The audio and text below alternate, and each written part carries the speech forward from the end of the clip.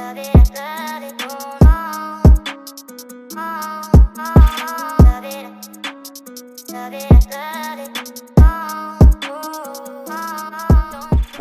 and welcome to Is It Really Worth It podcast. I'd like to give a big shout out to our sponsors, Tripod Crest, for all your planing, tarmacking and civil engineering work. They're the go-to crowd. Thank you very much, Tripod. This morning we've got two very talented and special people who I've known a long time. Boxing is their life, boxing is their passion, boxing is their food, and boxing is their sleep. So I'm going to start at the beginning with Leonard Fuller and Leonard Fuller. Good morning, boys. How are you? Morning, Sean. Right, we're going to begin with yourself, Len. Yeah. Boxing background? Yeah, bare knuckle. Little bit of bare knuckle. Yeah. I've been privy to a little bit of one of your fights. Excellent fight. Okay. Long grueling fight. Yeah. But you also had a bit of amateur experience. Yeah, bit of amateur. Old Northampton, Chris Brown, Laughlin Smith, Danny Kemp. They give me a couple of 3 years of Good boys. Yeah.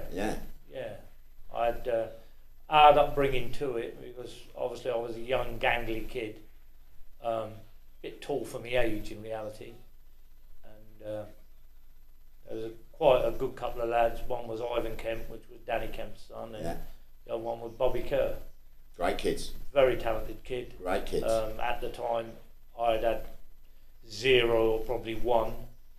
I think Bobby was up to about 90 odd, 96. Ivan about 105, and unfortunately I was the sparring partner for 2 years or more, and they'd knocked the crap out of me. But brought you on?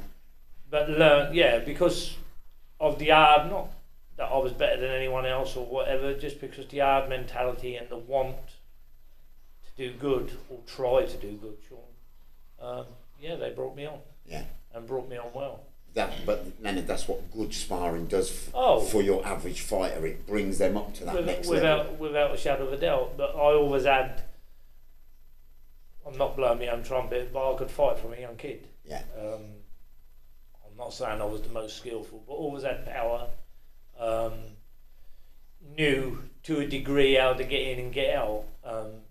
Land the hard shots. And, we had sort of with that upbringing, we had that sort of ability about us, natural, and a lot of common sense in our days. Yeah. Because obviously we never had the best of tutors. Obviously my dad would try and give us advice in ways of how to throw your punches and what you were doing and not what you weren't doing. And his motto was, if you think your opponent's doing 3 mile, you do 4. Yeah.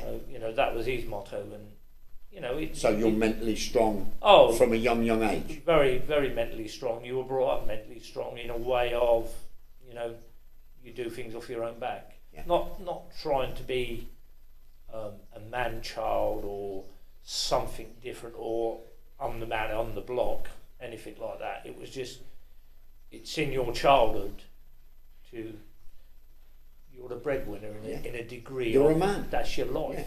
Yeah. With our community, normally what happens is you sort of grow up quick. Touching on that then, we say our community, you're from travelling stock. True Romany stock. Yeah. Very disciplined lifestyle. Very humble. Yeah. But very rewarding. Very rewarding, yeah. I know myself from living in a state for a lot of years. Yeah.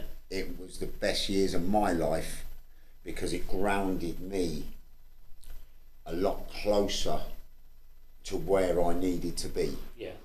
Does that sound? Yeah, I can see where you're coming from. So your life from the beginning, you were born into a fight really, because you're not just fighting outside influences, because we all know what a lot of the community, like the Gorgia community, feel town about, people. We know how they feel about us. Yeah. Now look, I've known you a long time. Yeah. A long time. I've known Lewis from a young age. I have found you to be more well-mannered, more respectful, more humble than most people I've met, Leonard. That, for me personally, automatically reflects on your lifestyle. It automatically reflects on the way you've been brought up, and it automatically reflects for me on the discipline you have, not just with your son, but with yourself. And I think fighting and boxing has a lot to do with that. Oh, I agree totally. But boxing, it's a totally disciplined sport, and you must take it as a sport as well for ourselves. Because of the background I had in the bringing up, in the way of, I probably wasn't as skillful as other fighters or other lads out there, but I knew I was super fit, and I now install in a way of, I don't push him. I like to install it in Lewis because I know it makes all the difference. Yeah. When you need to dig down, and a lot of boxers or a lot of fighters, when they go to dig down because they're not fit or not up together, there's nothing there. It's not there. But when you've actually, you've hit on this on a number of times over the years, we've spoke and whatever, someone who's never done boxing, which I've got nothing against people who haven't done boxing, there's nothing wrong with that. It's everybody's life and how they want to go on about life and what they want to do in life. Yeah. People think it's a barbaric sport. For me, it's far from a barbaric sport. It's a total, it's a total skill and talent to do what we do. But if you don't prepare correctly and discipline yourself and do it as it's need to be done, you're going to fail. And there will be downfalls. Well, you're going to fail. You're going to get the knockbacks in whatever the situation. If you've done 100% or 110% every time you do, you train, but you're still going to get your knockbacks. But the deeper side to it is you'll get the reward at the end of the day. Definitely. If you do things right. Definitely. You'll get the reward. Yep. So, and stick at it. Oh yeah. It's the stickability in this game. Take the knockbacks, and obviously we're quite a close knit family, and we speak amongst ourselves. And my brother will say to me, "Just put that one behind you." Yep. Done and dusted. Forget about it. Bad decision. Carry on. Get on with the next one. Yeah. And that's how we look at it. We only look to the future. Yeah. On that little bit there, before we go any further, then, about the knockbacks in a career, and all of this kudos what a lot of people are putting on these O's and the unbeaten records, but I believe myself that the greatest fighters in history were beaten men. They came back and they made themselves better fighters. The Ray Robinsons, the Louis, the Dempseys. After their losses, they've come back better fighters. Lennox Lewis, prime example. Ray Leonard. Yeah. The all-time greats have been great because of them. The Hagglers, because of them losses. They just adapt. They change their style to benefit themselves even more. So them little knockbacks, they're just a part of the journey. They're part of the journey. They're a learning curve. But if we don't learn from them knockbacks, the rest of the journey could still be very bumpy. Yeah, without a shadow of a doubt. So, right, we're gonna start touching on this young gentleman, Lewis. Yeah. So, through your life, Leonard, you've had your discipline. You've had, you've had your boxing. You've had your bare knuckle. My life is a disciplined life. Yeah. Because I'll just go into it a little bit for you. My dad was 84 when he died. Yeah. We still wouldn't answer him back. Oh. You know, if he thought we were doing wrong, he'd still say, "You're wrong, son," and you'd have to listen. Yeah. You'd take note of what he was telling you. Yeah. You know, even though you're a man for yourself, you'd respect your father's advice, and we did all the way through our life. You know, obviously, I've got 3 sisters, and travelling girls being brought up in a travelling life, you know, where they don't speak to boys, you know. There's everything before marriage is nothing with us. Yeah. You know, when we was being brought up, Yeah. life has changed now. It's an whole new life now. You know, the world goes on totally different. It would shock my parents to see how things go on this day and age, which is, you know, obviously it's life and life goes on, but for us, we were brought up very, very old-fashioned. Brilliant morals, you know. Well, Leonard, this is very, very evident in Lewis. Oh yeah. He's well mannered.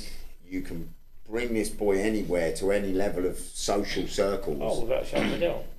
You know, and he'll stay the man he is. He won't change. He's a well mannered kid, but that will come from you, Leonard. You know, your disciplines, the way you bring your children up, and this is where a lot of this podcast is aimed at. Is, you know, a lot of parents, Leonard, have a lot to answer for this generation. Without a shadow of a doubt. You know, let's be realistic. If I'm out drinking, I'm out smoking, I'm staying out late at night, eating whatever I want to eat and do whatever I want to do. I've got a belly, I can't get off my own way. And then I turn around and say to him, "You can't do this and you can't do that." One word. What example am I leading to him? None at all. And this is where, Leonard, the parenting, the modern day parenting of townies is so fucked. I'm not saying everyone's bad. I'm not saying that, Leonard. Same as our own race. But what you've done, Leonard, is you've kind of capsuled discipline, respect, humility in one kind of unit with Leonard, with Zara. You know, you're bringing your children up and you're giving them a future through discipline and manners and humility, where a lot of kids now, they're running about these streets with the knives, with the guns. You know, they feel they need to be a part of a gang to feel somebody. Do you know what I mean? Yeah. But now boxing has brought to every kid who comes into the sport a kind of level of dependency on themselves, respect for everybody else, because you don't know when you get in this square ring, you don't know about that kid in that other corner until the fight begins. No idea. You know, this kid could be unbelievably talented. The next Marvin Hagler. We don't know who he could be progressing to be, and we're coming out with a little bit of arrogance, a little bit cocky. We're going to get hurt. Yeah. Then we learn to respect, because the process of this sport is so centered around respect. You know, you're confident, you're humble, you're very, very fit, but with the respect part for not just your opponent, for everyone around you, it starts to balance your kind of performances, because the respect will give you a little bit of speed, because you've got that adrenaline and all that buzziness. You've still got that respect, so you're in, you're out. You know, this kid can catch me, I could get hurt, I need to do my job properly, and I need to stay on point. Boxing gives us that. Oh yeah. But on top of the boxing, we need a little bit more away from the gym, and I think that the way you've done it with Lewis, you've kind of got, I'd say, not far off a perfect kind of formula then. Yeah, to a degree. You know, as I say, we're no different to no one else, Sean, and we're not big-headed. We don't think we know any more than anyone else. It's just, with the experience we've gathered over the years of a lot of people and taken advice from the right people. listen, I can come in the gym as a coach and I can learn off a kid, which, you know, you pick something up. I can go to a boxing gym anywhere in the country and I say, I like what they've put there. I like that little move. That's good. That's a help. You know, when you're into what you're doing and you've got a deep interest into what you do, and plus I've got an extra interest of my son, you're looking for all these little extras. You're looking for all these little, not shortcuts, because there's no shortcuts, but you're looking for education, more education on the sport. When you know, when we first got, you know, with you, and we was doing a bit together and we enjoyed one another's company. Excellent. I spent an excellent time with you in training and learning, and you know, you taught me a lot of stuff, and then you left one or two memories in me, you know, putting me in the right direction. Obviously, I come from, you know, bare knuckling, coming into the boxing. Obviously, people say, well, two totally different sports, but it wasn't, and it's not, you know, because you both got to be super fit. You've both got to be very, very disciplined. Yeah. You've both got to understand the art of what you're doing. And then you just taught me, you just polished everything. What was probably in there, waiting to come out, you just polished it and brought it out in your mind, as well as probably in the body. So thank you, Len. You know, so we've got a lot to thank you for, without a shadow of a doubt. But you know, and then obviously you met the young boy, and it went from there. We're going to go to there now. So I was just doing a little bit in a gym 2010. Yeah. And you, I'll never fucking forget this. You came in with Lewis. Lewis was 3? No, he 4? was a little older. What we started Lewis. I'll go back to. I'll just run it back by you. We were doing a bit with you, and we had Ben Jones, James Dean, and Blaine Foster. Yeah. They were doing a bit with us, and a little bit JJ Davis. We was doing a little bit together, and then we came in and saw you. I'd done a little bit, and I didn't really want to start Lewis till he was about 9 or 10, if I'm being honest. I thought I'd let him mature a little bit, let him do what he wanted to do, as if he wanted to do it. You know, there was never going to be a stage where I say to him, "You're going to be a fighter." We'd always learn him to respect himself and learn how to keep his hands up, because in our life, you know, we deal with a lot of stuff ourselves. You know, we don't involve the police. We just do our own thing. And that's how it normally works out. It's changed a little bit this day and age, but we won't go too much into that. So on his 6th birthday, he was looking out the back window, and I was taking Ben, coming down to you as it goes, taking Ben, James Dean and Blaine, and he said to his mum, exactly on his 6th birthday, and I come home that evening, and his mum said he wants to go boxing. And, so that was it. Music to your ears. Yeah, to a degree. But what actually happened then, because I used to keep racing dogs, what the travelling lads call coursing dogs, and I was well respected in the coursing vicinity, and I had a number of good animals, and I understood good animals, and I knew I knew how to train them and how to exercise them, and when they shouldn't be exercised and when, and you know, it was good.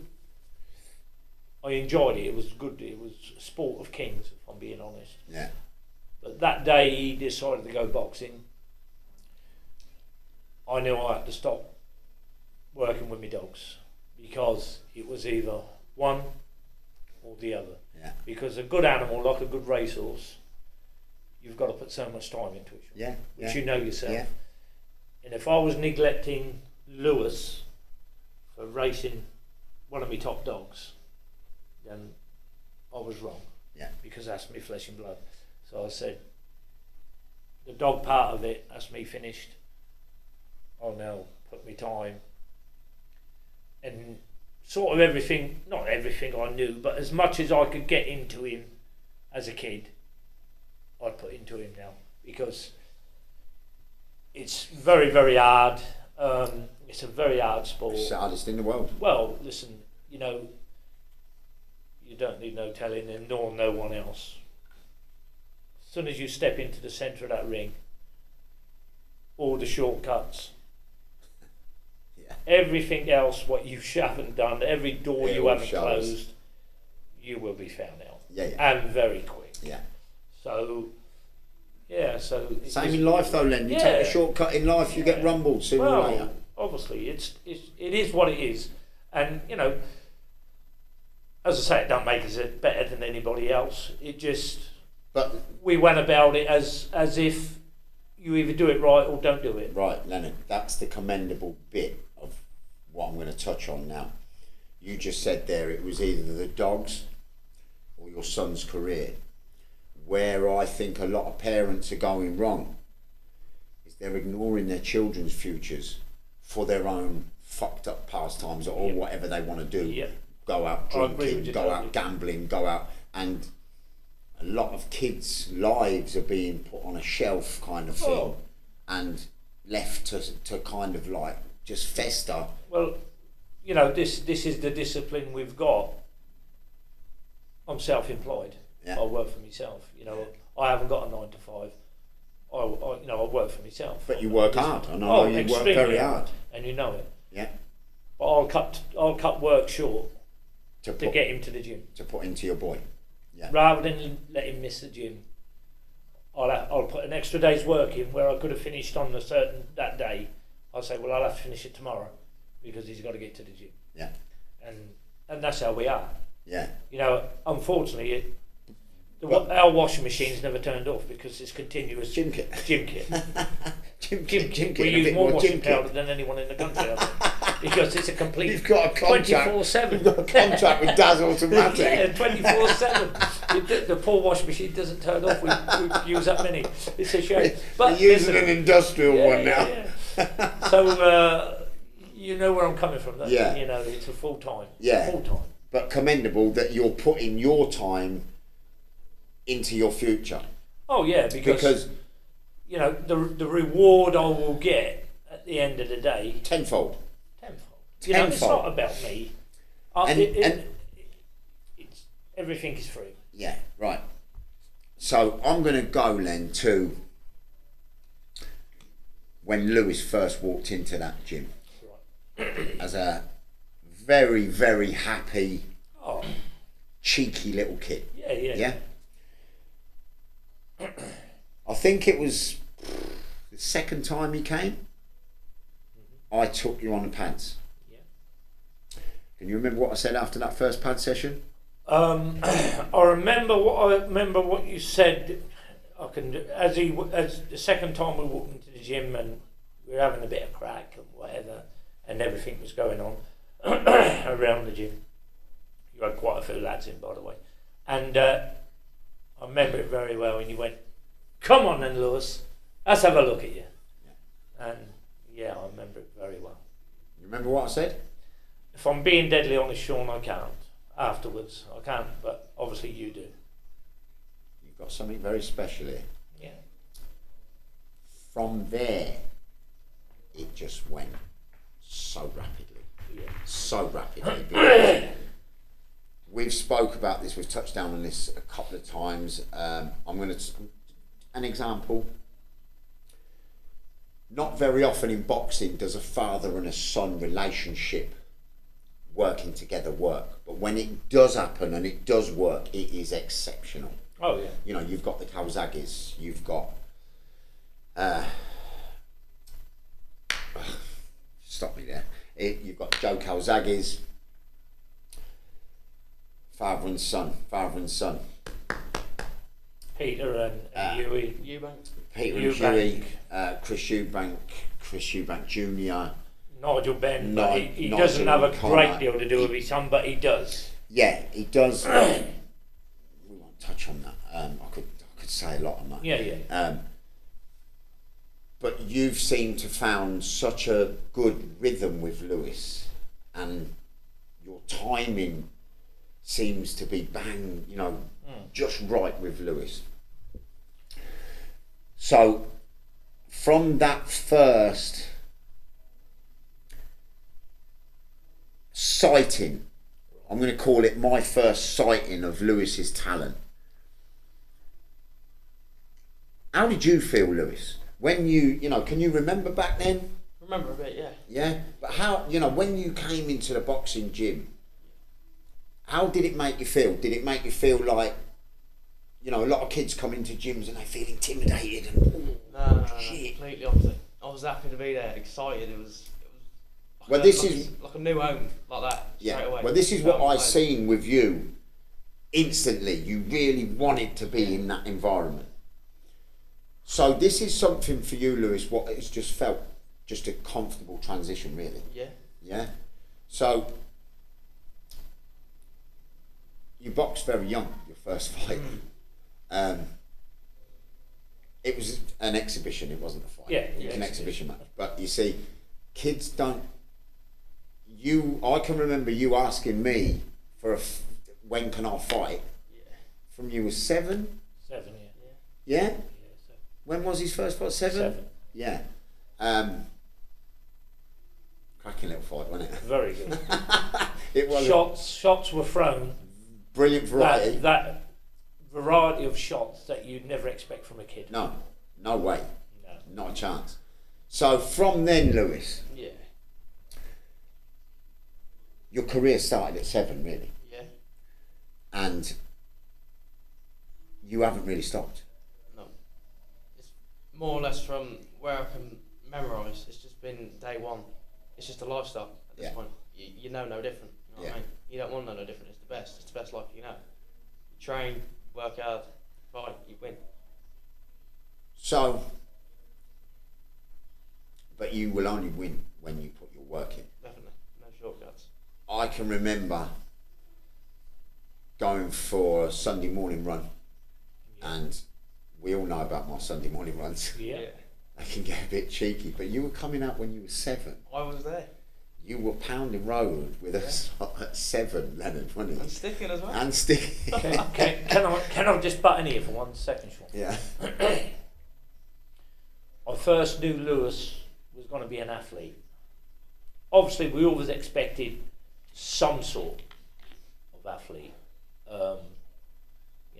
Your expectations of, just because you've been a bare knuckle fighter and you enjoyed what you'd done, and it didn't mean to say that your son was going to be a boxer or anything else. Nothing's ever guaranteed. There's no guarantee in that. But we went to Wales on Sea when Lewis was a baby. He was 2-year-old, and at Wales on Sea there's a little train where you pay £1 and it takes you down to the sea beach, which is a mile. Yeah.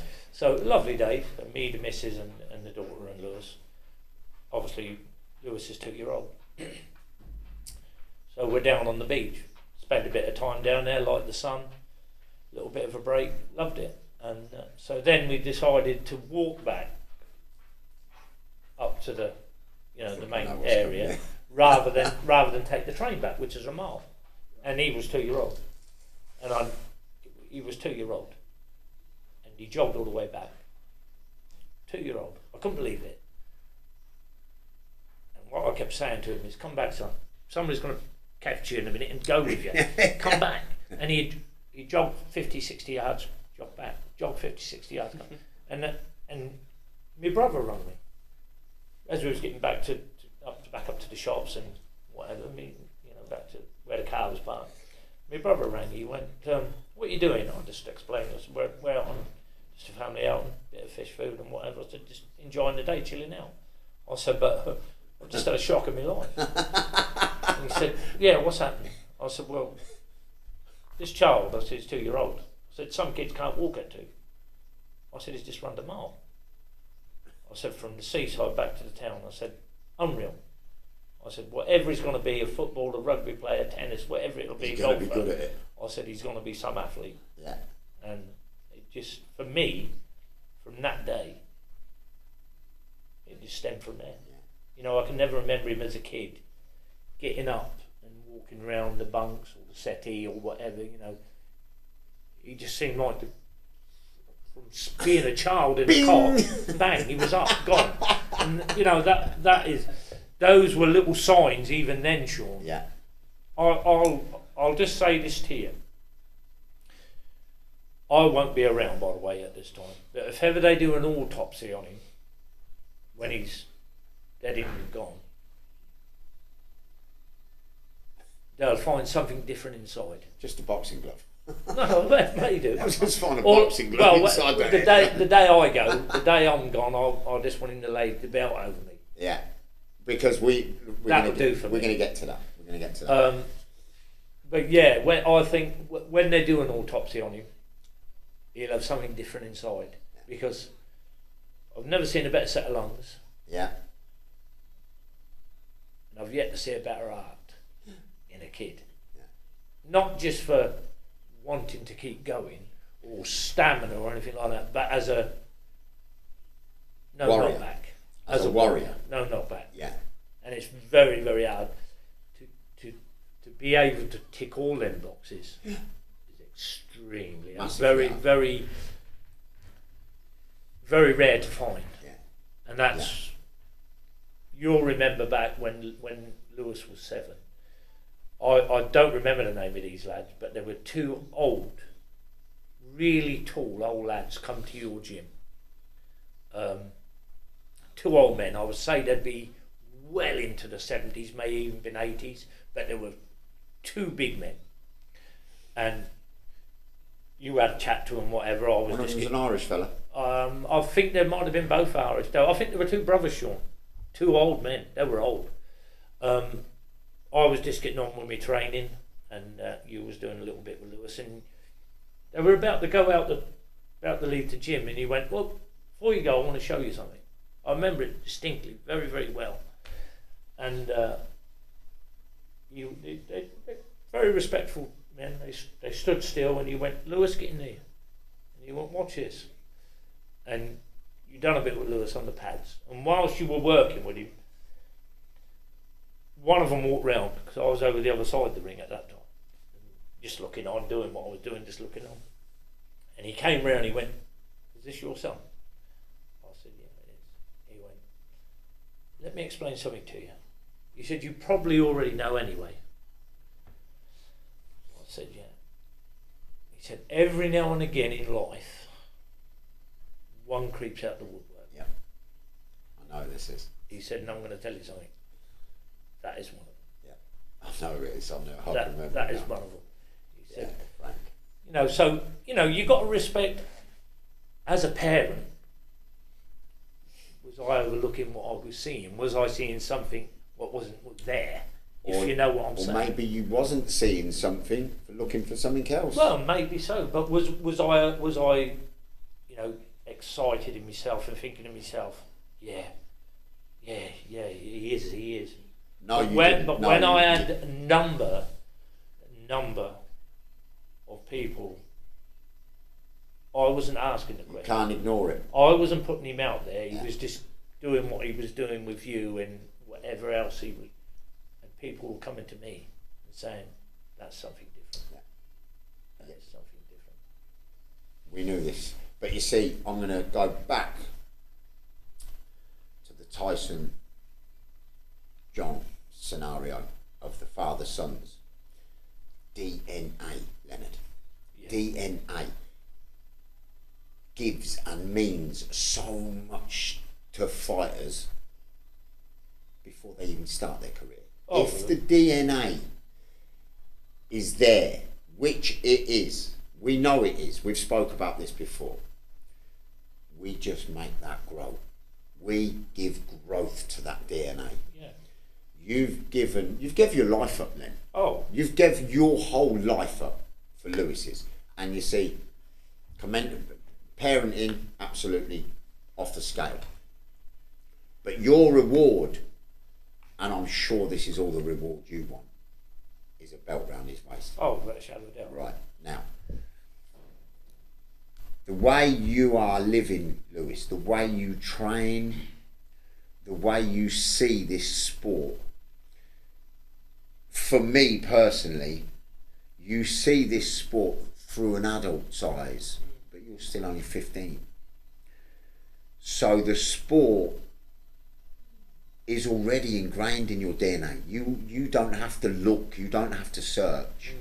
It's there. Your discipline and your hunger now will take you to them next levels. But you also need a team. So the team you've got round you at the minute, we're doing this pod this morning from King's Heath Amateur Boxing Club in Northampton. Great club. Brilliant club. Brilliant, absolutely brilliant club. But your trainer here, Arthur Daly, I've known Arthur 40 years. Brilliant at what he does. An absolute great mentor. So you're here with Arthur, you do your bits here. Your scope for learning, I don't think I've seen in any other child, because you don't just want to, you don't just want to stay. You don't just want to. You want to learn from everybody you work with, and that we don't see in fighters nowadays. They've got blinkers on and they just stay, a one-track mind and a one-track style of fighting. Now, there is going to be times, Lewis, in every fighter's career, every boxer's career, they come up against a style they cannot get their head round. They can't get nowhere near this kid because of that style. But because of the way you train so many different departments. Because of that, because of you touch down on every department, you touch in the pocket, you touch on long range, you touch on lateral movement, your game will be an easier game. I'm not saying that they're all going to be easy, because none of them is going to be easy, Lewis. None of them, not even, and even a 12-second knockout, they're not easy, because it's what comes before the fight. So your game won't just be more disciplined because you've touched down on all them departments. Your game will be much smoother, much more enjoyable, and you will be able to adapt. And that word there, you will start to learn, adapting, not just before a fight, not after a fight, but during that fight, will take you to a level where not many others are going to come with you. So we've gone past the exhibition stage. Now we're getting onto the amateur boxing stage. So you got carded at 11, 10? 10. 10, carded at 10. Yeah, so they changed it a little bit for a while. Yeah, they did, yeah. Because it was 11, then they brought it back down. Yeah. And they took it back up again, then they brought it back down again. Yeah. So, yeah. So you got carded at 10. First fight. First skills. I had 2 skills. 2 skills bouts. Yeah. They're still, we say they're skills bouts, but they're bouts. But to be fair dues to Arthur and obviously ourselves, we didn't want skills belts. You wanted straight fights. We wanted straight fights. Yeah. But you see, Arthur's knowledge as well, Leonard. You see, I spoke to Arthur about this. Arthur don't believe in skills bouts. No, he don't believe in skills belts. If a kid's ready, he's ready. I don't believe in skills bouts. No, me either. And you've just said it there. If the child's ready, the child's ready to box. Yeah. So how'd you get on your skills bouts? First skills bout, probably one of the most skillfulest bouts of my life. Body jabs, rolls, spins, shoulder rolls, everything, just absolute class. I think I've seen that. We've got it on, we have actually got it on I've seen video, it. I did see it. But I'm not saying where and I'm not saying how. I'll come Oh, back and bite it on the ass. Might come and bite you that one. But yeah, I'll just say one thing, Sean, before we went on to the skills belts. But you done before he went on to skills, when he was still working, doing a bit with you before he went in to the amateur and got his amateur. He done a pad session on a show, one of your shows. Oh, yeah. Do you know what? I'm going to go back and touch on something else as well. Go on then. And obviously we've got the recording of it, and we've got, obviously we remember it very well because it was a brilliant show. got a lot of accolades from that. Yeah. But I slowed it down. You done 3 rounds with your 3-2s on pads, and blistering pace. yeah, you're looking at a 6 year. Take consideration, he came in your gym and he trained for 5 weeks. But what you must understand is, we say 5 weeks. He done 2 days a week for 5 weeks. Yeah. So work that out. It wasn't many days in your Not gym. a lot. Not a lot at all. Okay. So on your show, he walked in, good reception, lot of people there, and combinations, straight shots, uppercuts, Body hooks. shots. He throwed, which I've looked at it, I've counted it, and you've got this is how we're going back to when I knew he was going to be an athlete at 2-year-old. He's now 6. He throwed 376 punches over 3 rounds. Yeah. With yourself, but very hard. Yeah. It wasn't pitter-patter like a little kid, no. you know, throwing rabbit shots. You could see the venom, you could see the power, you could see, even at that age, they were making a noise on them pads. Yeah. They were rolling off. And as I say, from that, he got a lot of accolades. Massive a lot. Yeah. But yeah, then, yeah. one of the key points for me was, we went up to Ricky Hatton's gym We did. for a bit of sparring for a Yeah. couple of the seniors. Lewis, now a lot of kids, remember you know, at the time, Ricky Hatton, come on, Ricky fucking Hatton. And Ricky was so nice to us, you know, so listen, ultimate gentleman. an ultimate gentleman. Ultimate. You weren't phased at all. You know, you're being called into the ring by Ricky Hatton for pad work. Remember 7? Yeah. 7? Yeah. Yeah, 7, yeah. Not far off it. Yeah, not far. Yeah, just 7. But a normal kid would run a fucking mile. Yeah. You couldn't get in there quick enough, Lewis. And Rick said to me afterwards, do you remember, Len? Yeah. Gonna be good. Yeah. Gonna be good. If you remember back, Sean, when we walked back into the dressing room afterwards, obviously to get changed up, we was going to go for a bit of food. There was the Manchester City scout sitting on the opposite ring. That's right, with Ryan Burnett. That's right. And you said to me, do you know who that was, Len? And I said, no, I don't. And you told me exactly who it was, yeah. And he went to me, obviously he's seen what he's seen in the boxing. He went to me, you can't play football, can he? I said, to be honest with you, you know, you know what I'm saying? He went, can he play football? I said, unfortunately, I said, I wouldn't know. I don't know. I said, yeah, he loves his boxing. So, so, you know, even that, you know, he saw something straight away. Yeah, look, you know, listen, it's there, you know. Leonard, I think if you put this lad in front of Michael Jordan, if you put him in front of the swimmer fella, Phelps, if you put him in front of any, they would say, can he swim? Yeah. Because we want him in our game. Yeah. Because your athleticism, do you know what I mean? But your discipline, Lewis, has gave you all of that. Your DNA has gave you the bit extra. So this path you're on at the minute, it's just going to keep going up. You know that. If you stay, you know, with them feet solid on the ground, if you stay there, it's just going to go up. So there's no girlfriends till you're 28. There's 32. He takes anything, like his dad, 32. No. So, right, you've started your amateur career. Yeah.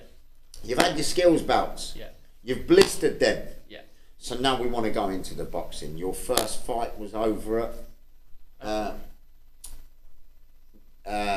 Earthlinborough. How'd it go? 30-second stoppage. Rest my case. But you see, your average layman, they're thinking 30-second stoppage. He probably trained for 30 seconds. This is a lifetime. And this is, with the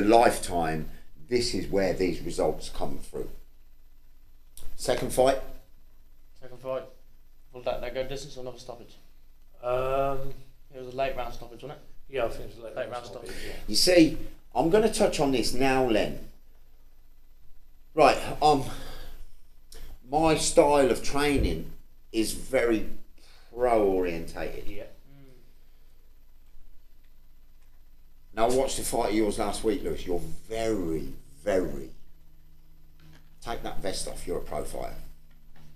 Take that vest off to anybody watching that. You've got the smooth timing, your The brain's thinking. just the brain. Brain's You can see your brain working so evidently. We said, Leonard, this is a goal where the amateur career is just going to be a learning curve. It's just gonna have to be a journey, Sean. It's a journey. The it's a learning amateur curve. career. Right. I can evidently see when I look back on the fights, Len, Yeah. how your style, Lewis, has come through now, and it's like, wow, at 15, I would be confident if I was on the board of control. I would really be confident of turning you pro now, because I don't see. Look, BBBC, they're their own governors. Who am I to say anything? I don't see the benefits of leaving kids till they're 18 to turn pro, to leaving kids till they're over 21 to fight for a British title, because I think it's robbing a lot of kids, as talented as you are, of goals. Because I believe if you had this goal now, right, this ain't my career no more, this is, I believe you could, but look, it will never happen. This is just my beliefs. Do you feel that you're more comfortable in an amateur environment or a pro environment? Pro environment, 100%. Yeah, there you go. You see, a lot of kids, when they go into a pro gym as amateurs, I was very, I didn't feel at home in my amateur gyms. I love the bones of Chris Fitzpatrick. I love the bones of him. Yeah. But I didn't feel I belonged there. Does that kind of make sense? Yeah. But when I was going up to the Garibaldi to John, I was only 14, I felt, I'm home here. This is where I want to be. This is how I want to fight. Because that pro style, because you're not just getting a trophy, you're getting cash. So you want to do your job properly. Yeah. I can evidently see in your style, your variety of shots, Lewis, is not on the amateur spectrum. The amateur spectrum is a very bang, big, correct. You've got that pro flow of wow, whipping them shots in from angles, and you step off on your angles well. You use your intelligence so well. So when do you think, you're obviously, look, listen, you're obviously going to be enjoying what you're doing now. Yeah. When do you want to turn pro? The best option would be probably 19. Yeah. I'd go tomorrow if I could. Your style says you'll go tomorrow. I could. I wouldn't change much, anything different. Running probably a little bit longer. Rounds a bit longer. That's about it really. But the right answer would be probably 19 to get them extra few years and extra few belts, more accolades, and then turn over. Yeah. Perfect. Right.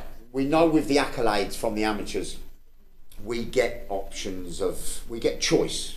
We get choice of promoter, choice of manager. I'm pretty confident, Lewis, if any manager or promoter looks at you now, they're going to see what I can see and your dad can see, and a lot of people around you can see. I don't think you'll have any problem having a choice, accolades or no accolades, but I know you're going to get them. So through your discipline, let's just go through an average day in your life. So you're getting up in the morning. Yeah, running straight away. So you're pounding road straight away. You see, Straight this away. is so professional. Yeah. So you'll come home, Coming home, shower, straight in the gym, mini strength and conditioning session. eat, Yeah. you'll eat. So I get up, I have my breakfast before I go running. come back Before? Before, yeah. Okay. Give it a little break. Yeah. He's got what's the word I'm looking for? Food hangs around on some people. It doesn't bother Lewis at all. He can eat and fight in it within the half hour. It's conditioning. That's conditioning. Okay. That is elite conditioning. But he elite trained, Sean. I'm going to be honest with you, because we know how hard the game is.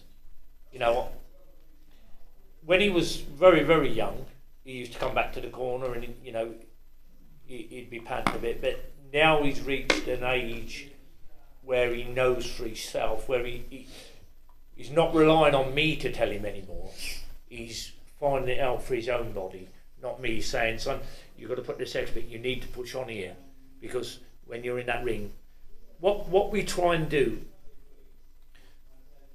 as a dad and as a son, as a team, and we take advice from you, we take advice from Arthur, we take advice from two very, very good young trainers, which is Avi and Am and Callie from Bedford Elite. Great lads. Very good pals around, we've known them for 9 years.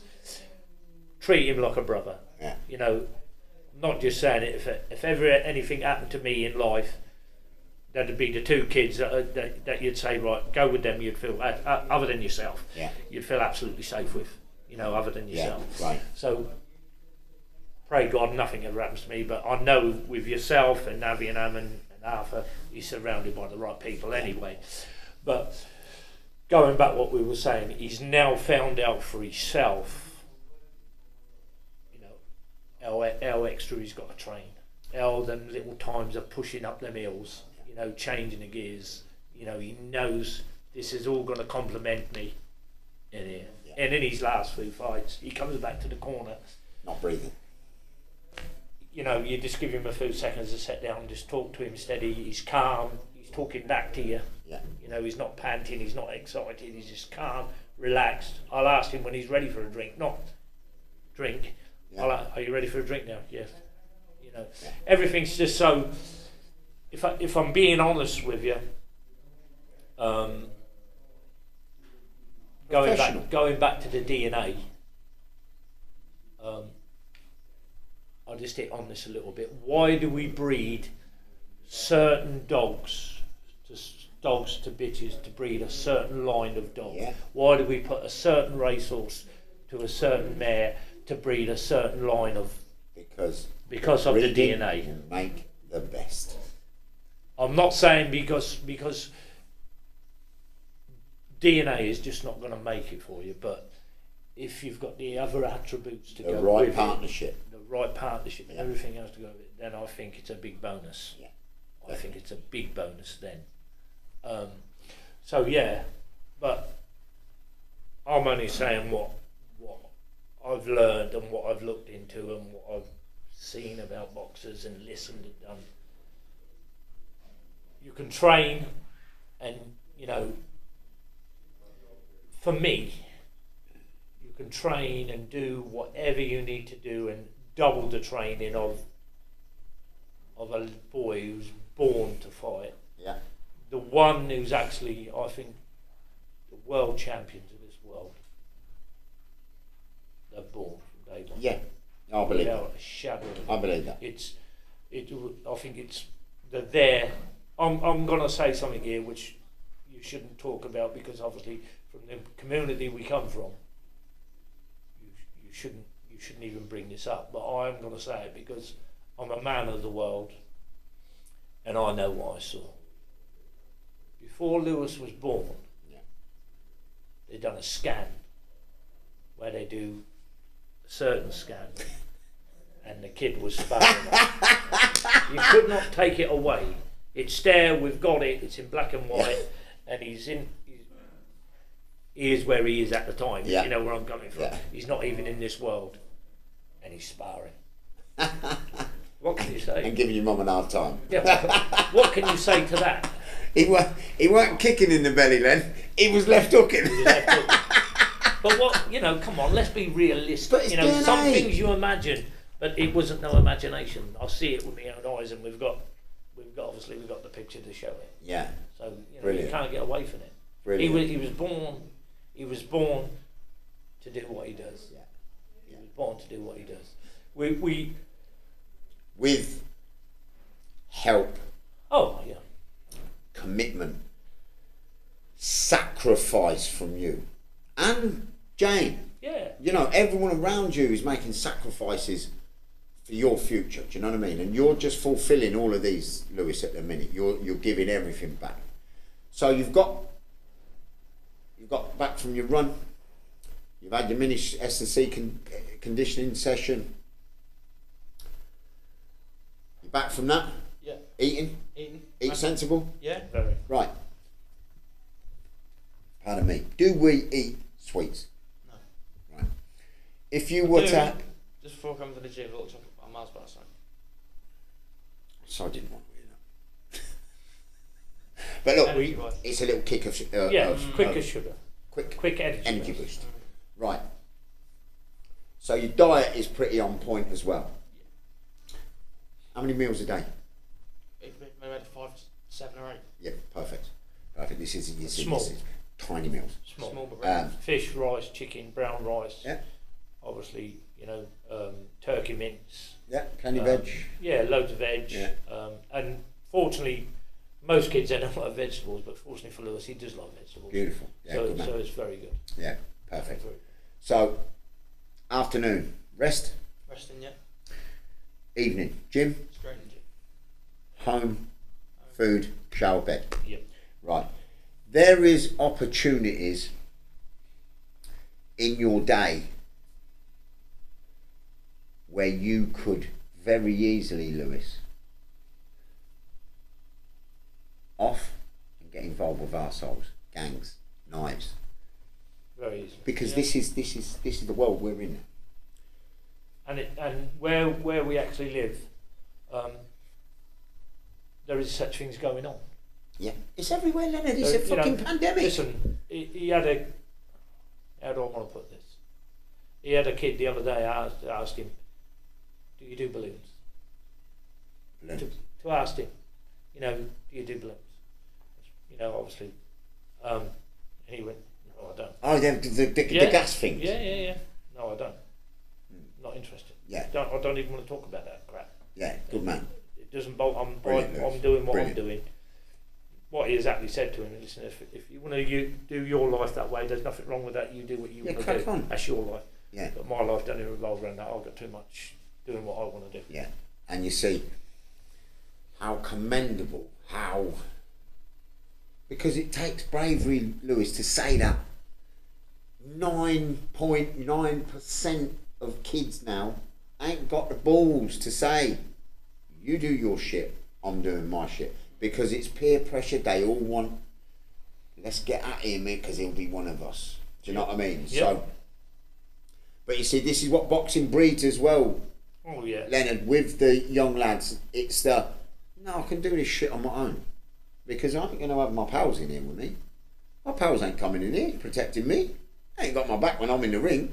Even the referee ain't got my fucking back. Nobody. Do you know what I mean? No one's got your back, only you. So the reflection of boxing and what it can do for kids' lives is so neglected by a lot of parents and kids, because of the magic it can bring to everybody. You've kind of encapsulated that, and you've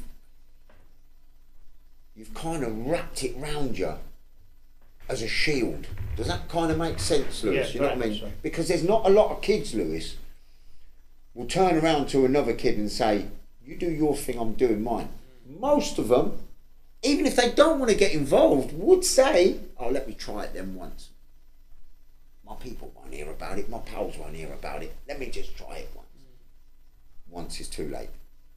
You're so disciplined, you're so grounded. This is what kids... Mature as well in these Very, areas. very mature. Very Kid. mature for a 15-year-old lad. But this is where... Personally for me, I wish this on every child, because the next generation would be such a cool generation coming through, and there would be no knives and shite and guns and gangs, and it would just be harmony. Do you know what I mean? So your goals for 15, 20 years time are firmly printed in your mind. Yeah. So you've got a target. See, a lot of these kids ain't got no targets, Leonard, and their parents haven't given them a target. So they're just like running fucking wild. They're like out till 11, 12, and doing this and they're doing that. You've disciplined so well, Lewis, and this is why your life is going to just blossom. Honestly, it will just blossom so much, and you will have so much growth, not just in boxing, but in your life, Lewis, because you'll start to get the respect. Which he has already. Oh, massively. I know this, Leonard. People not even from boxing know about Lewis. But from obviously the travelling community, the respect he gets from other boxers, who's coming up, by the way, young kids, probably his age, who hasn't had the amount of belts or not capable of doing what he's doing. From hard, strong, fighting families, they give him total respect. Yeah. And for me, that's a respect well earned. Oh, you know, when you've got, he has earned it. He has, but when you've got a man like yourself who would say, "That's a good kid," you know, that for us is a very, very big tick. That for us is a big reward. Listen, amateur boxing. Listen, for me and him, all it is cost. Yeah. Obviously, thanks to Shane Well, Brown. we're just going to get to the sponsors now. The sponsor, Safe and Security, he has helped him a lot. Yeah. But other than that, you know, every time we go to come to a gym, it's money. But to get the reward of a man like yourself or other travelling lads who are strong, hard, fighting families, to look up and say, that's a good kid. Yeah. You know, he gets texts and phone calls and saying, I've seen you on Instagram, Lewis. Keep up the good work. You're going to be there. And them little tiny things, Len. And when they look around, this is what it pulls on the heartstring. Yeah. This, they say, you do it for us. Yeah. Very nice. Yeah. But at the end of the day, look, Leonard, you do it for yourself, Lewis. Yeah, of course we know that. You do it for you. When you do it for you, you automatically do it for everybody else. Because the people what want you there, they're always going to be there, Lewis. They're always going to be there. You inadvertently succeeding will bring them with you.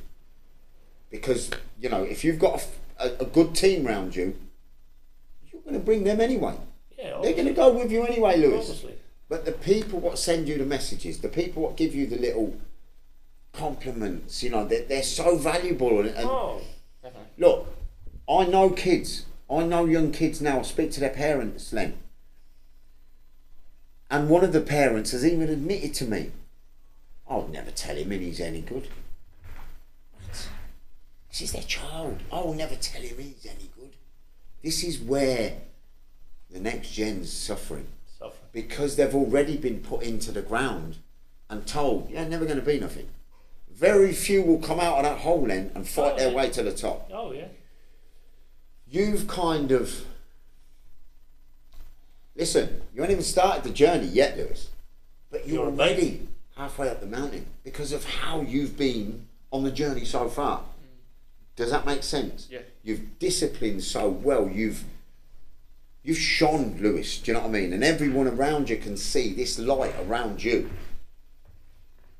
I know this light ain't never going to fade because I can see the discipline. I can see the hunger. I can see 10 years down the fucking line, and I know there's going to be at least one belt round your waist. At least.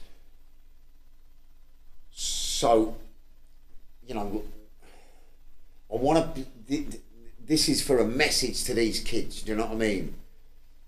If you work properly, if you commit, we can all do this. Everyone can do it. Oh, yeah. Yeah. The sacrifices we make in our lives at the beginning will be the successes we receive at the end. You're making sacrifices now. Listen, I know a lot of 14-year-old kids, Lewis. They're in nightclubs now. They're actually in nightclubs. Yeah.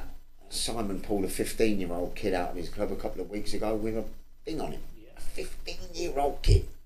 What hope has that child got? He's got nothing now. Nothing. This is where we can kind of like just give examples, just show other kids this is what you can be if you really want to do this, but you've got to put the work in. Yeah. I think you're putting so much work in, Lewis, that your rewards are going to be so big. I don't really think you realise where it can go. Do you know what I mean? Yeah. So we've done a daily routine. We've got your kind of. Do you have any rest days, Lou? Today. Today's your rest day. Today. Right. No better rest day. I always had a Saturday off Yeah. when I was pro, always. Yeah. And my faith, Yeah. my Sabbath day is a Saturday. You'll be rewarded for that. God will reward you for Saturdays off. I know sometimes it can't always be that way, but as much as you can, the Saturdays is the one. Yeah. So, pets? You got pets? 4. You got 4 pets. What you got? A spaniel, cane corso, American bulldog, and a pug. Good variety. It is. Like a variety of punches, you've got a variety of dogs. Got all shapes and sizes. Yeah. Dog. So, you're grounded through your animals as well. Yeah. See, this is the making of a man for me, Leonard. If you don't get on with animals, there's a big deficiency in your mind. I think as I've already hit on this once, but as a dog owner and a trainer of good working animals, plus the upbringing in my life of my father in stages having up to 60 horses, you learn a lot from animals. You learn a lot, because they're only like a human being, Yeah. flesh and muscle, blood. So if this is this is really what made me, obviously, Lewis, doing what I'd done in my early days, boxing and feeling super fit and giving you that, not that you're better than anyone else, but giving you that aura of self-belief. Yeah. Self-belief. Self-belief, and when you can take your self-belief and put it into a dog, and a good bred dog, good in DNA, to bring it to its top and peak at its level, knowing when to work it, when to rest it, how to feed it, how to clean the kennel, to do everything right, the preparation. Yeah. For me, it was no different to a boxer. Yeah. And a good friend of mine, he said to me, why don't you get into horse racing, Len? He said, because your ability with animals and your boxing, you'd make an excellent Trainer. because Yeah. your discipline and how you try and do things to the best of your knowledge and take help. And as much as you think you'll grab at somebody telling you something and take what you can out of it. Yeah. And that's what we've done. Obviously, we've took a lot from you, Sean. Took a lot from Arthur. Took a lot from Avi and Hammond. And listen, I went down to Brendan Ingles, Winker Bank, walked into his gym. He had a look at Lewis. He loved him. Anybody would, Leonard. He loved him, and he wrote him a lovely letter. Yeah. Saying he was welcome back in his gym at any time. Yeah. And he'd love to see him. This time, Lewis was 8. He said, I'd love for him to come back when he's got a bit of age about him. Anybody would, Leonard. Anybody with any cop on. Dominic, a few of them signed his gloves for him, which was nice. Yeah. And they give us a very good read up. And he asked me, see, this is going back to what some people, how they think about boxing and how they work their minds and how they think, not understanding boxing. Lewis is boxed now, he's trained for 10 years. Yeah. And in that 10 years, we looked it up, memories and different things, best of our knowledge, and we reckoned in 10 years at about 3 months out. Yeah. But Yeah, that doesn't mean that we've killed him. Oh, it's what he wants. It's how he's trained and his rest days, how he's had food, how he's ate well, done different things at certain times. Listen, Lomachenko's dad, I've got the greatest respect for him. Obviously, he's training two of the top, the elites at the minute in the world. Every time he comes to the gym, he brings something different. Yeah. Yeah. He tries a new exercise. He'll Yeah. try this, he'll try that. Listen, I try and do the same with Lewis. You know, the runs we do, we change it about. We do different days here, different days there. Try this, try that. We're yet where my daughter works down at Rusden Lakes. They've actually put a walkover bridge, and you've got the flat, round over the bridge, flat the other side, then the steps up. Yeah. So flat, round, then steps up. Yeah. So that's our next running. Nice little run. Nice little run. Work out about a 3 mile round, Yeah. round. Strength, building, legs, everything, Yeah. stair climbing. It's got everything in one. Well, how many dads would go along a motorway and look up and say, "Well, Yeah. there it is. Yeah. That's our next Yeah. adventure. Yeah. That's what I'm after. That's where I need to be." So it's ingrained in your head 24/7 for me and for him.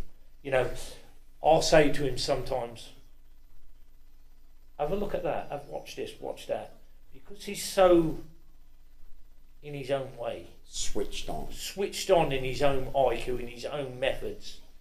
You go, "I don't like what he's doing. I don't like that way, what he's doing that. I want to do it my way." Not that it's better, but he knows what suits him. more suitable. You know, for him. I've asked him different times, "Why didn't you land that shot?" No, because if I'd have went there, he would have probably caught me with that. Oh, I didn't want to be caught with that. I wanted to go there. That's the boxing See, IQ. because that's the That's the IQ. Yeah. you know, and I'm standing on the outside,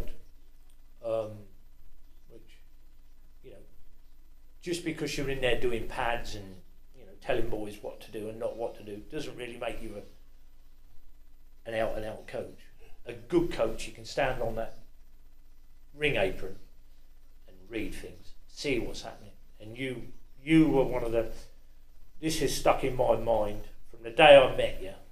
This is stuck in my mind. So much is unreal. You went, "You know how to tell a good fighter, don't you, Len?" And I went, "Yeah, I know what I'm looking at." That's what I said to you. Being a bit green, I suppose. You went, Green, I'd say you're very far from. "Don't green. look at what he's doing right. Look at what he's doing wrong." Yeah.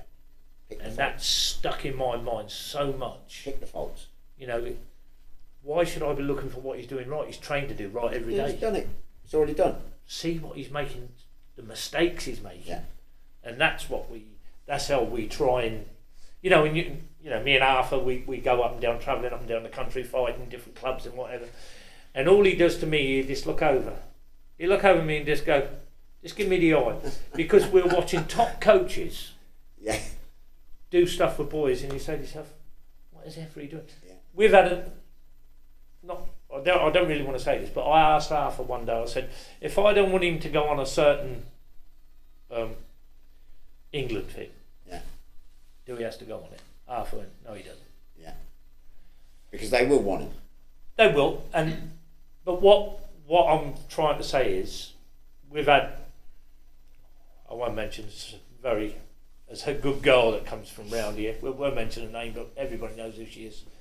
And I know on a number of occasions she's came back here and he's had to change what she's been doing elsewhere when she was amateur. Yeah. And so we look at it as we've got probably 13 coaches doing what twos. We know, you know, how we like him and how we like feet and how we like people to box out of this gym. Not every gym does their own thing. Every gym has their own style. This gym, I think this gym is as close to a pro style as probably you'll get. And Arthur's had the problem in the past. I'm having the problem at the minute. The pro style.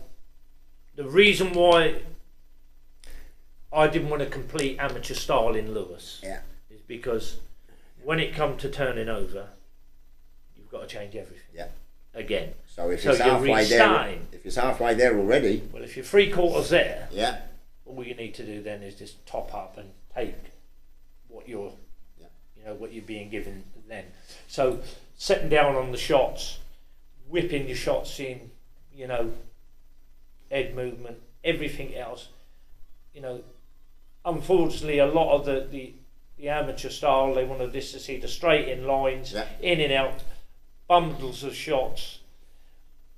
What I don't want to do now is take him to win amateur fights. It seems that I've got to take all his relaxation away from him. Yeah. His boxing brain, and just go straight line. in and pummel him. Straight lines. So I don't really want to do that, Sean, if I'm being honest with you. But we'll go with it. We're going to lose in the amateurs because it's just the way the amateur style is. Yeah. We will lose fights, but deep down, he just gets stronger as he goes along over every round. Mentally and physically. Yeah, and when you know yourself that you were too good for the kid. Yeah. If the kid's nicked it, okay, nicked it by pitter-patter shots. Yeah. We call them pitter-patter shots. Okay, that's understandable. But, you know, I've yet to see him in pro sparring, which, thanks to Sean Norman's kid, Ben Norman, he used him for sparring, and Sean obviously boxed Prince Nassim, and Sean, not the last time they sparred, about fourth or fifth time he sparred Lewis, he said to me, I'd rather him come here and spar Lewis because he gets more out of it. Yeah. Now you've got a 24-year-old man sparring a 15-year-old kid. 15-year-old boy. Says a lot. Says a lot, doesn't it? Yeah. So I'd rather him come here and spar Lewis because he gets more out of it than what he do sparring lazy pros. Yeah. Yeah. So I'd rather him work with him. Yeah. So we appreciated that, and obviously the last preparation Ben Norman had, he come down, he was having a 10-round fight, and he used Lewis for preparation. There you go. Compliment. Yeah. So, I'm going to start winding it up with a couple of little cheeky ones. What's your favourite punch? Right up, body shot. What's your second favourite punch? Left body shot. What's your third favourite punch? A jab. Oh, where was the jab?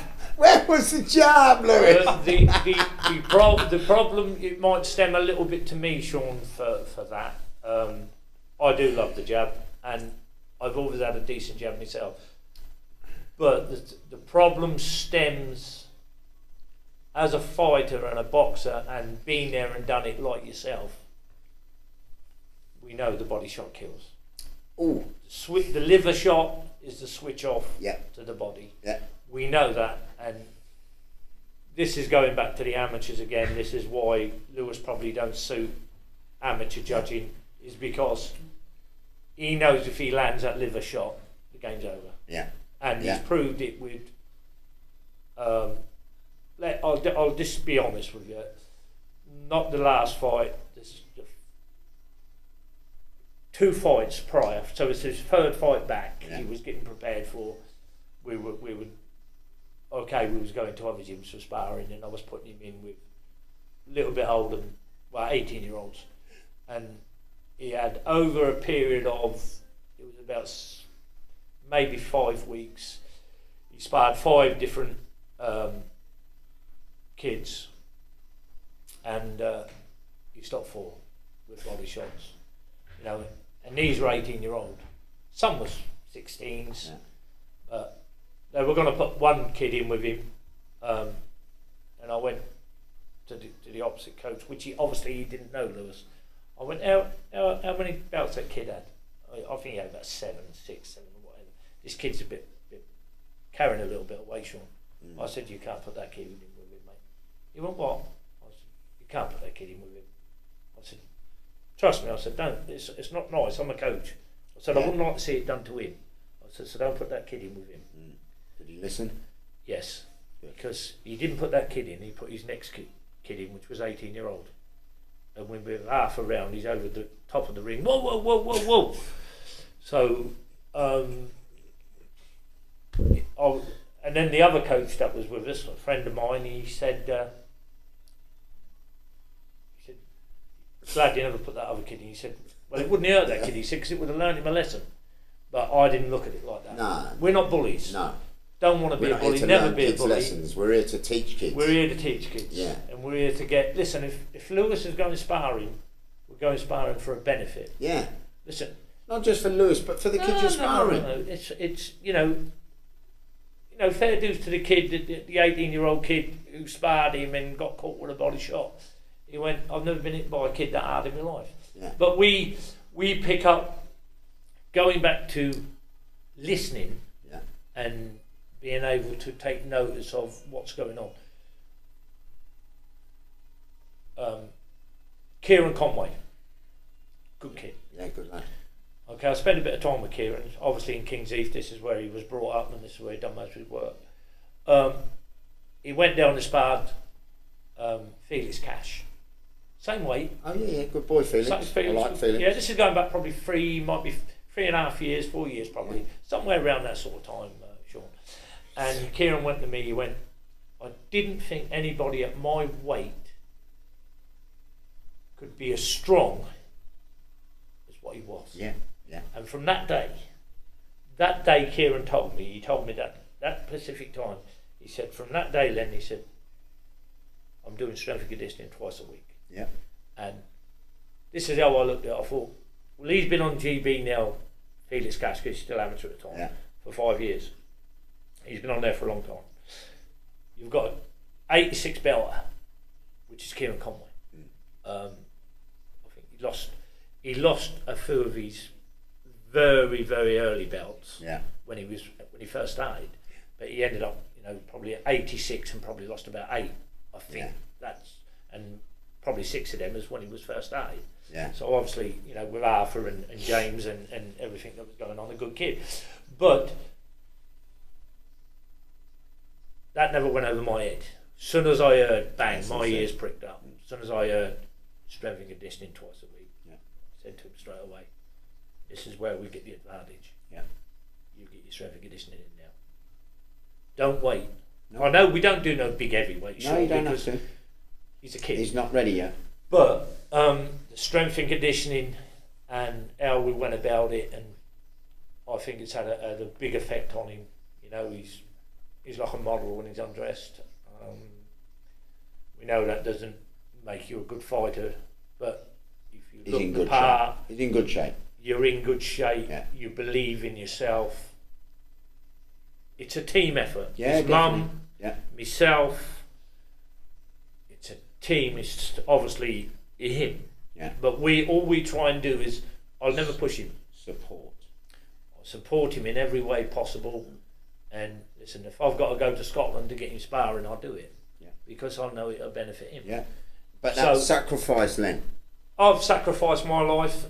Probably a lot poorer man. If I hadn't to do what I've done with Lewis, I could have probably been a well-off man. But I don't ask anybody for anything. But at the end of the day, for me, being the sportsman I am, as in boxing, dogs, horses, I love it. I'm not a gambler, but I love what I love. Yeah. It's in me grassroots. Yeah. I breed chickens Yeah, because I love it. But for me to have Lewis as a man who loves boxing, been around boxing all my life, been in plenty of boxing fights, lost once over 56 years. So I'm pretty proud of. Never touched the floor in fighting. Never been put down. Seen plenty of stars. But to have a kid with so much potential, I'm a millionaire. Yeah. You've already made it. I'm a millionaire in mind. For me, for what he is, I am a millionaire. Yeah. To me, so far. And I know he'll only get better and improve. Because, as a dad, as a coach, as someone who's been there and had, many a bones broke through boxing, but healed very well and come through the other side a lot better person for it. I know there's little bits we need to work on. I know there's stuff, but Rome won't be on the day. And we're here for the long journey, the longevity. Yeah. I'm not trying to push everything into a year. If it takes another 10, So be it. we're still travelling. Yeah. We're still going the right way. Right. I'll wind this one up here for now. But in a few years' time, we're having you back. And we'll do a staggered progress Yeah. of how far we've got there. Do that. Yeah. When Lewis, thank you very much for this morning. I'll just Leonard? say one thing: when he hits the pro ranks, the ladder he will climb it quite fast, because if there's something out there shining, and it is what it is, we know now as amateurs where we're at. Listen, not being disrespectful to no other kids. This is not the only gym I use other gyms, because I like to get as much As education into much as I can. as you can. Remember what we used to say, Leonard? And you say to me, take out As much as whatever you you can for Lewis. And to be honest with you, when you're in your own gym, when you're in your top mate's gym, Yeah. and you still can't spar him Yeah. with his own weight in own group, Yeah. that tells you something. Way far advanced. That tells you something. But look, it's been a great morning. Oh, loved it. Definitely. What a message you've put out. You're going to inspire a lot of kids through this, Lewis. It's what we need to do. Yeah, listen, and every kid that sparred him, you know, they'll say to him, They all know we've they've got sparred no, him." we've got one or two really good mates. He's made some exceptional mates through boxing. Yeah. Exceptional, unreal. Families, kids, Well, they turn into family, Leonard. This is Well- what this sport does. they respect his power and his style and not being big-headed. There's no I'm better than you, you're this, you're that. There's nothing of that. No. It's just we are what we are. Yeah, humble. All we know, and we'll wrap up from here because obviously all we know, he was gifted from God. Yeah. Yeah. Say no more. And that's it. Thank you very much for this morning, boys. God bless you. Absolutely brilliant.